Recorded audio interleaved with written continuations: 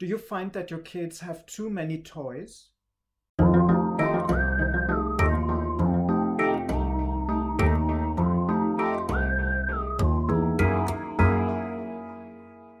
How many toys are too many?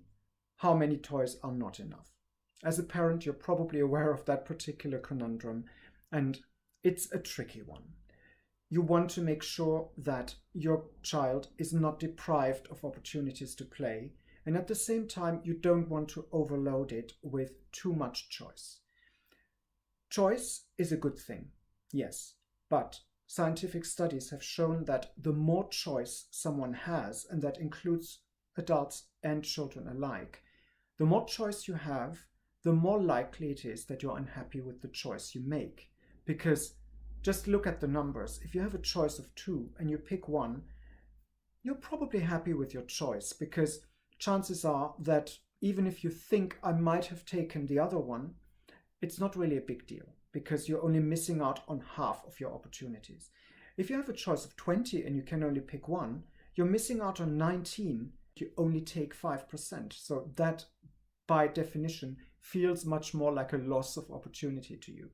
Now, multiply that by 10. If you have 200 toys in the room and you can only play with 1, obviously there is some kind of anxiety going on.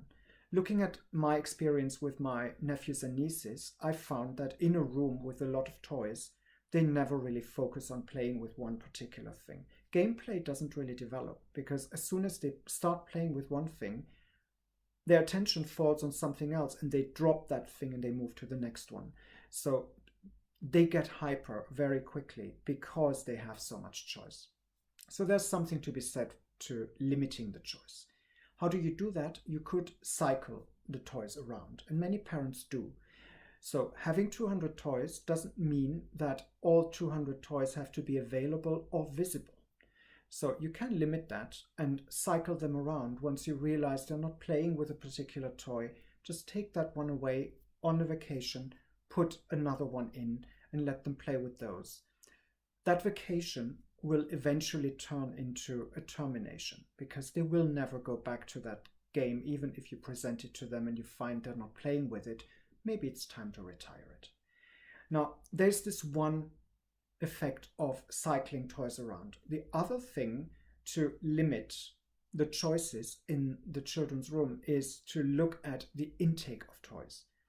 Obviously, as a parent, you have some influence on which toys you buy, which ones you condone, which ones you would rather not have in the child's room. However, there are many, many opportunities for friends and family to give presents to the children. And those things may not necessarily fit into your image of what's appropriate. And those toys might be too advanced for the child, maybe too late for the development of the child.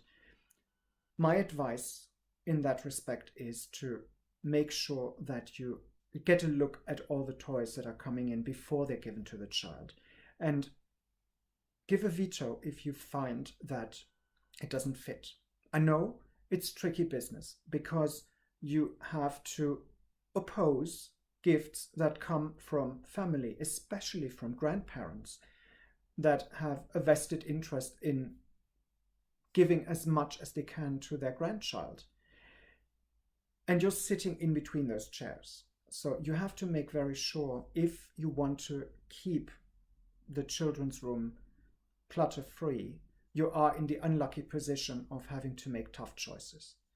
However, I would advise you to think about them and maybe implement certain rules for toys that come in.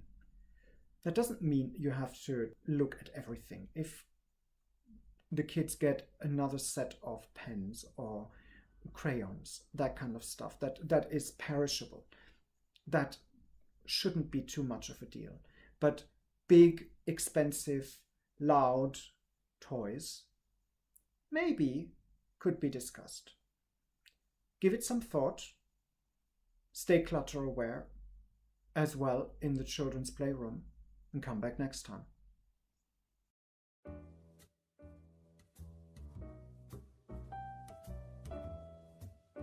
If you want more, there are options. Click the round logo to subscribe to this channel, or select the playlist in the middle to see more content, or check out the links in the description below. Oh, and feel free to like this video.